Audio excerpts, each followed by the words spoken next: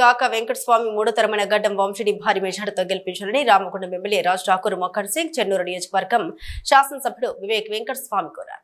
అంతర్గాం మండలం కేంద్రంలో ఏర్పాటు చేసిన ఎన్నికల ప్రచార వేదికపై వారు మాట్లాడుతూ రానున్న పార్లమెంట్ ఎలక్షన్స్ ఎన్నికల్లో రామగుండం నియోజకవర్గంలో రాజ్ ఠాకూర్ మక్కన్ సింగ్ కు ఈ ప్రాంత ప్రజలు ఈ విధంగా తన కుటుంబ సభ్యుడిగా భావించి అత్యధిక మెజార్టీతో గెలిపించారు. అదేవిధంగా దివంగత నేత కేంద్ర రాష్ట్ర జౌళి శాఖ మంత్రి కాక మనవడు తన అడుగుజాడల్లో నీడలో పెరిగిన గడ్డం వంశీని ఈ ప్రాంత ప్రజలు ఆదరించి అత్యధిక మెజార్టీతో గెలిపించాలని రాజ్ ఠాకూర్ అన్నారు. పెద్దపల్లి ఎంపీ పార్లమెంట్ అభ్యర్థిగా గడ్డం వంశీని గెలిపిస్తే ఈ నియోజకవర్గానికి ఎంపీ ఎమ్మెల్యేగా జోడెట్లలాగా ఇద్దరం కలిసి సేవ చేస్తామని మాజీ ముఖ్యమంత్రి కాళేశ్వరం పేరుతో కాంట్రాక్టర్ల జేబులు నింపారే తప్ప ఇక్కడ రైతులకు ఒక్క చుక్క నీరు కూడా ఇవ్వలేదని మండిపడ్డారు. అక్కడ మోడీ ఇక్కడ కేడి మాటలకు ఎవరూ మోసపోవద్దని, పేద ప్రజలకు రైతులకు కార్మికులకు అన్ని సౌకర్యాలు అందాలంటే ఒక కాంగ్రెస్ పార్టీతోనే అది సాధ్యమని అన్నారు. బీఆర్ఎస్ పార్టీ అభ్యర్థి కొప్పుల ఈశ్వర్ను చందాలు వేసి గెలిపిస్తే ఈ ప్రాంతానికి ఏం చేశామని ప్రశ్నించారు. ఆగస్టు 15 రోజున మూర్మూరు సమీపంలో ఉన్న వెత్తిపోతల ప్రాజెక్టు అనుకుని పాలకుర్తి మండలం బంటల వాగు ద్వారా అంతర్గం పాలకుర్తి మండలాల్లోని ప్రతి గుంటకు నీరందిస్తామని, ఇప్పటికే సదరు కాంట్రాక్టర్లకు వేజులు చెల్లించామని కాంగ్రెస్ పార్టీ ఇచ్చిన మాట రాజ్ ఠాకూర్ ఇచ్చిన మడిమ తిప్పదని అన్నారు. రాబోయే ఎన్నికలు గడ్డం వంశీకృష్ణ గెలిపించాలని కోరారు. ఈ రోజు మనం భూములు త్యాగం చేసి రాజశేఖర రెడ్డి గారికి అప్పచెప్పి తెలంగాణను సస్యశ్యామలం చేస్తామని ఆనందంతో ఇస్తే కేసీఆర్ వచ్చి 10 ఏళ్ల పాలనలో ఆ రోజు ఒక శాసనసభ్యుడు చాతగాని మొన్నటి వరకు ఉన్న ఒక శాసనసభ్యుడు ఈ ప్రాంతంలో రైతులంటే నిర్లక్ష్యం వహించి నీళ్ల కొరకు ఒక్క మాట కూడా మాట్లాడాలి. ఆ రోజు 8 సంవత్సరాల పోరాటం చేస్తే ఆ రోజు కనువిప్పు కలిగిన కేసీఆర్ మన రైతుల దాటికి పోరాటానికి తల ఒక్కి కొబ్బరికాయ కొట్టే పని చేసింది తప్ప పూర్తిగా నిర్లక్ష్యం చేసింది.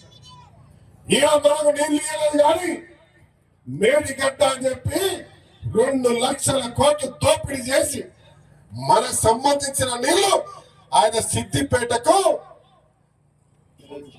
సిరిసిల్లకు, గజ్జోలకు తీసుకపోయి చెరువులు నింపి పొలాలు పచ్చగా చేసుకుంటా ఉంటే ఇక్కడ భూములు ఇచ్చిన మనం ఇలా గుంట భూమికి కూడా నీళ్లు రాక పొలాలు ఎండిపోయి విలవిలాడుతూ ఏడుస్తా ఉంటే కూడా చూడడానికి ఏ ఒక్క నాయకుడు రాలే.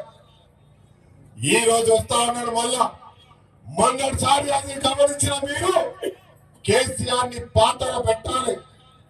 తెలంగాణ తల్లికి సంఖ్యలేసి బండిగా చేసి గుప్పిట్లో పెట్టుకొని దొర మాదిరిగా బాడిసలాగా మనం చూస్తూ గడిల పాలన కంచెలేసుకొని దగ్గరికి ఎవరికి రాకుండా శాసనసభ్యుడు మంత్రులకు కూడా అవకాశం లేకుండా ఈ రాష్ట్రాన్ని బానిసగా చేసి దోచుకుంటామని ఏ రకంగా అయితే తెలంగాణ ఉద్యమం చేసినామో మరి మొన్న ఓట్ల ద్వారా మీరు ఉద్యమిస్తే పాతాలని దొక్కినాం అనుకున్నాం.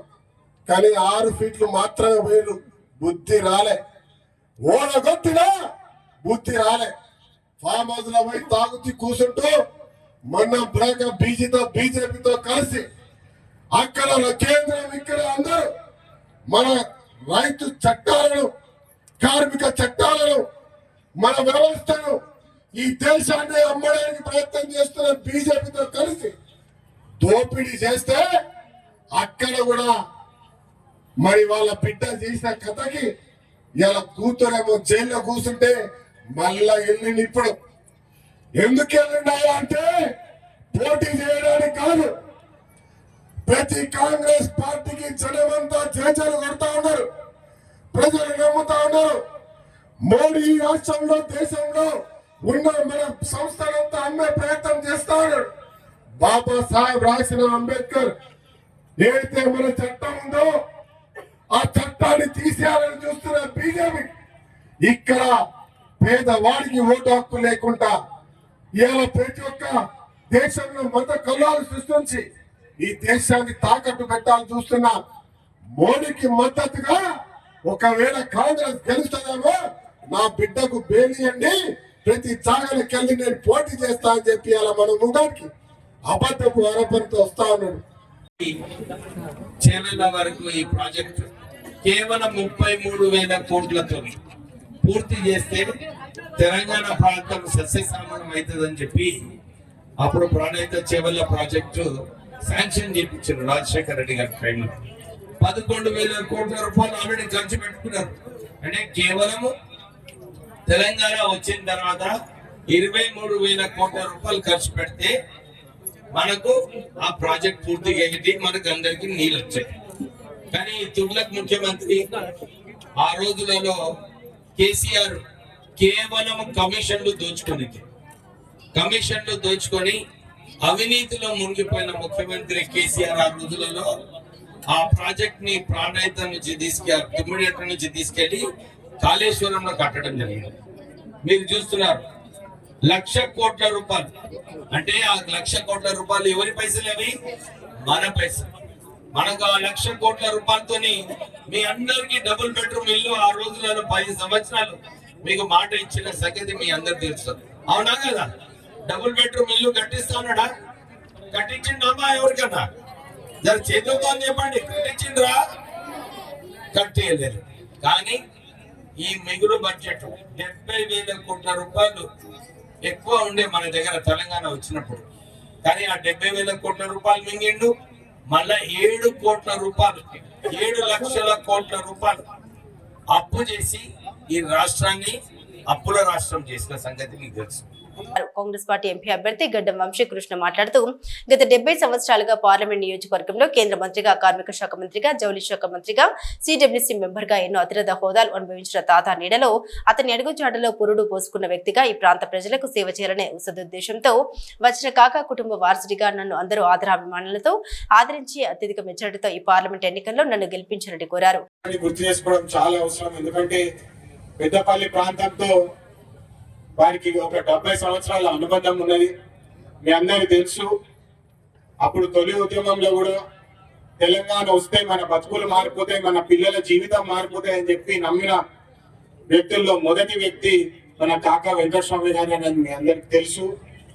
అప్పుడు బుల్లెట్ గాయాలను కూడా లెక్క చేయకుండా తెలంగాణ వస్తే మన పిల్లలు బాగుంటాయి అని చెప్పి గట్టిగా పోరాడిన వ్యక్తులు కాకా గారు అని చెప్పి మీ అందరికి ఒకసారి గుర్తు చేస్తున్నాను.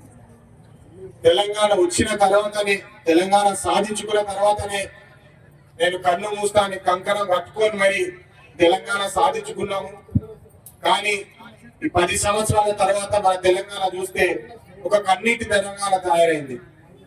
రైతుల కన్నీటితో, నిరుద్యోగుల కన్నీటితో. ఇది ఎక్కడ న్యాయం అని చెప్పి మీరు అందరూ ఆలోచించాలి. తెలంగాణ వస్తే ఇంటింటికి ఒక ఉద్యోగం వస్తుంది, డబుల్ బెడ్రూమ్ హౌస్ ఇస్తాడు. కేసీఆర్ గారు మన బతుకుల మీద నవ్వినాడు. మీ అల్లుడు వస్తే ఎక్కడ ఉంటాడు, మీ గొర్రె వస్తే ఎక్కడ ఉంటది, మేక వస్తే ఎక్కడ ఉంటది అని చెప్పి ఎగతాళి చేసి మాట్లాడినాడు. కానీ ఇక్కడ ఒక్కరికన్నా డబుల్ బెడ్రూమ్ హౌస్ ఇచ్చిండా అమ్మా అని చెప్పి మీరు అందరిని అడుగుతున్నారు. ఇచ్చిండా అమ్మా? కానీ ఆయన మాత్రము ఒక పెద్ద ఫామ్ హౌస్ కట్టుకున్నాడు.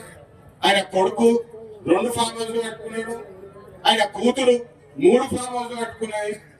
మన హరీష్ రావు గారు 4 ఫామ్ హౌస్లు కట్టుకున్నారు. కానీ పేద ప్రజలకు మాత్రము కన్నీరే, ఆత్మహత్యలే అని చెప్పి మీరందరూ గుర్తించాలి. ఈ పాపం ముట్టిగానే పోదమ్మా. పేద ప్రజల కడుపు మీద కొట్టి మరి ఉద్యోగాలు అమ్ముకున్న టిఆర్ఎస్ నాయకులను ఈ రోజు మీరు గుర్తించాలి. నెలకి 20,000 జీతం కోసం కూడా 5 లక్షలు 10 లక్షలు తీసుకున్న లంచం ఉన్న ఘనత వారిదని చెప్పి మీ అందరికి ఒకసారి గుర్తు చేస్తున్నాను. ఈ కార్యక్రమంలో ఉరుమెట్ల రాజలింగం, పెండు హనుమాన్ రెడ్డి, పెండ్యాల మహేష్, గాది సుధాకర్, మడ్డి తిరుపతి, పూతరి సత్తయ్య గౌడ్, సింగం కిరణ్ గౌడ్, కోకెల రమేష్, పుష్కం శ్రీనివాస్, మష్కం శ్రీనివాస్, పలువురు అధ్యక్ష కార్యదర్శులతో పాటు నాయకులు, కార్యకర్తలు పాల్గొన్నారు.